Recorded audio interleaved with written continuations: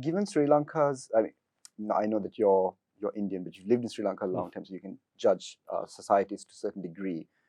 Let's take, for example, the online safety bill that's come out.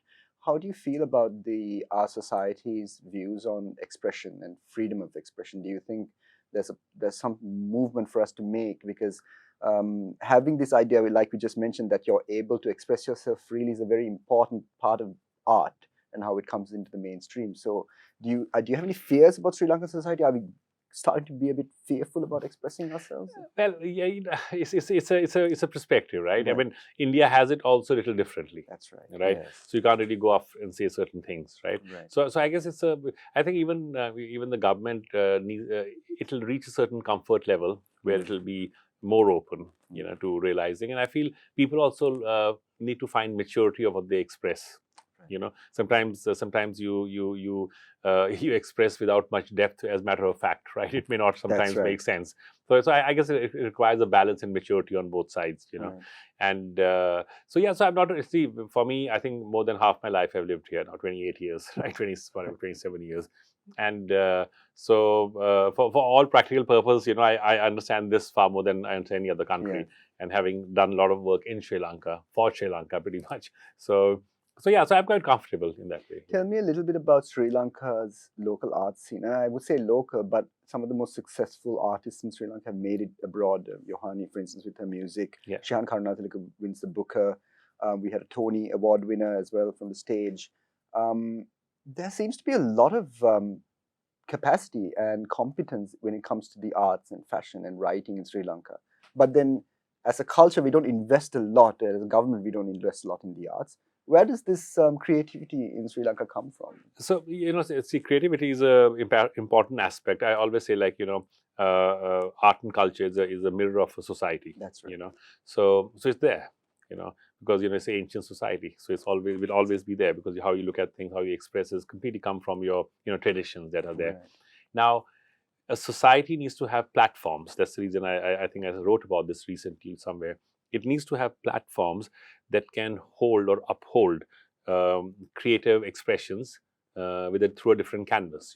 Some art is on the wall, fashion is on the body, interior is around you in a sphere, film is on a screen. So there are various expressions, and as people get exposed to it, right, as they come out, the education get better, they're able to consume this better. When they consume this better, it starts expanding. Now, for example, Yohani found a market in India. It was a huge market, right? So here it was a little smaller. Then Shihan, obviously global. So for scaling it, you have to cross the boundary. That's right. And that's why both the platforms that we have created, we kind of always encourage how do we cross the boundary. How do we go beyond so most of our platforms that we do here are very South Asia centric. Right. Like in Fashion Week, we have India, Pakistan, Bangladesh, and Sri Lanka effectively showing. Now, same we did with this platform. We invited people from outside. Right. So though it's Sri Lanka based, it brings the best out of Sri Lanka, but it also facilitates knowledge exchange between the two. So that's been the focus for us anyways. Okay. How have you seen the reaction to Sri Lankan art and design and writing in India, which is a close neighbor? Few cultural similarities, but generally, they are very different to us in a lot of ways, even in their ethos and how they see themselves as Indian, etc. Their sense of national identity. How do they view Sri Lankan art? So I feel in last 5 years there's been amazing acceptance of Sri Lankan art and culture in India. For example, there was India Art Fair, which is like one of the biggest in the world. So I think our galleries were represented there. Great. I think Saskia Fernando Gallery was there, and one more gallery, MMC, I think, was there as well. So then Jaipur Literary Festival, which is the largest in the world, Shihan was there. Great. And a few authors have been there. So so suddenly there's an acceptance, right? And I think that's fantastic for Sri Lanka, because India is growing as a country where the population is just getting to not only have Indian art in their walls or Indian creative products, but they're also looking at South Asian. Right. And somehow with Sri Lanka, it's moving faster because of Pakistan, because of issues, they're not able to come in. Bangladesh is there because the Dhaka art fair is there. I think Dhaka Art Fair, that's there. But I think so. I feel in last 5 years, great acceptance, and which is, I think, is only going to get better.